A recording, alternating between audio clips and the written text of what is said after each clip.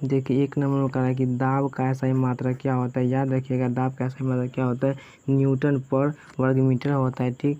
2 number देखिए चंद्रमा पर किसी वस्तु भार पृथ्वी पर अनेक भार का लगभग कितना गुना होगा। तो याद रखिएगा 2 का आंसर हो जाएगा 1/6 गुना हो जाएगा। कितना हो जाएगा, 1/6 गुना हो जाएगा। 1/6 गुना हो जाएगा। देखिए 3 नंबर देखिए निम्नलिखित में कहाँ किसी वस्तु का भार अधिक होता है। तो याद रखिएगा 3 नंबर का, तो पृथ्वी के ध्रुव पर, यानी कि 3 का B हो जाएगा पृथ्वी के ध्रुव पर। ठीक।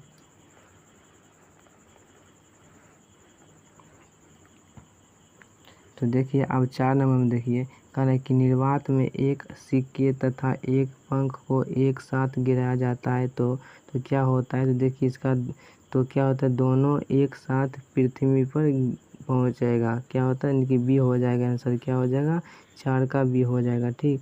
देखिए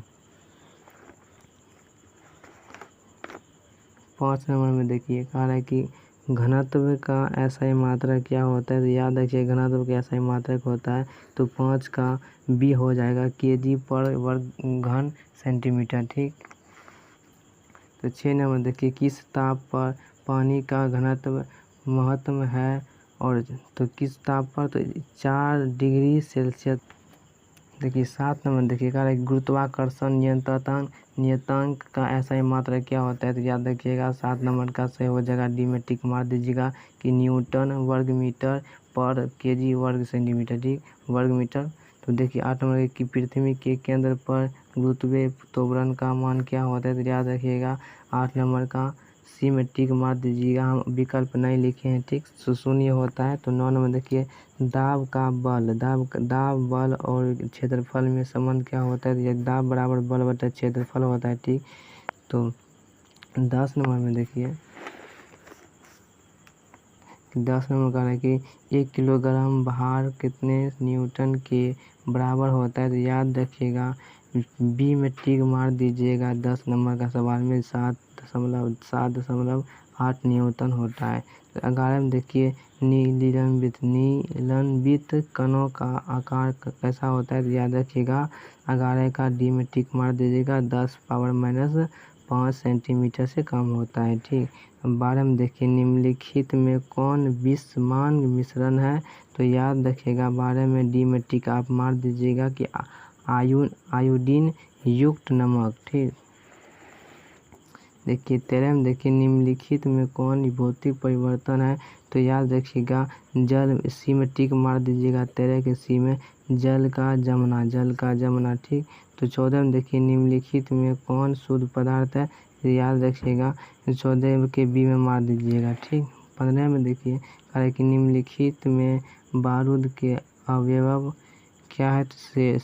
सोरा गंधक और कोयला। 16 नंबर आता है कि 16 नंबर की निम्नलिखित में कौन रासायनिक परिवर्तन नहीं है। तो याद रखिए कांच का टूटना। 17 में देखिए निम्नलिखित में कौन समान मिश्रण नहीं है। तो याद रखिएगा 17 का B में टिक मार दीजिएगा जल एवं तेल का मिश्रण।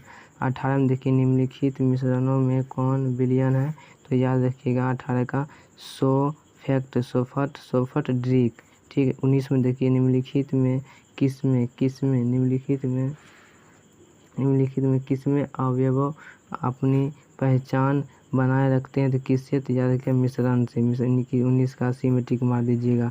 20 में देखिए निम्नलिखित में कौन कोलाइडिन विलयन नहीं है। तो याद रखिएगा 20 का A में टिक मार दीजिएगा वायु। 21 में देखिए लाइकेन निम्न में से किनके सहजीवन से बनते हैं। तो याद रखिएगा 21 का C में टिक मार दीजिएगा शैवाल एवं फफूंदी से। ठीक, फफूंदी से बनता है। देखिए 22 में देखिए युगलिना को किस जगत में रखा जाता है। तो याद रखिएगा 22 का A हो जाएगा प्रोटिस्टा में। ठीक। देखिए 23 में देखिए 23 में कह रहा है कि जीवों को किसने 5 जगत में वर्गीकृत किया गया है। तो याद रखिएगा 23 का B में टिक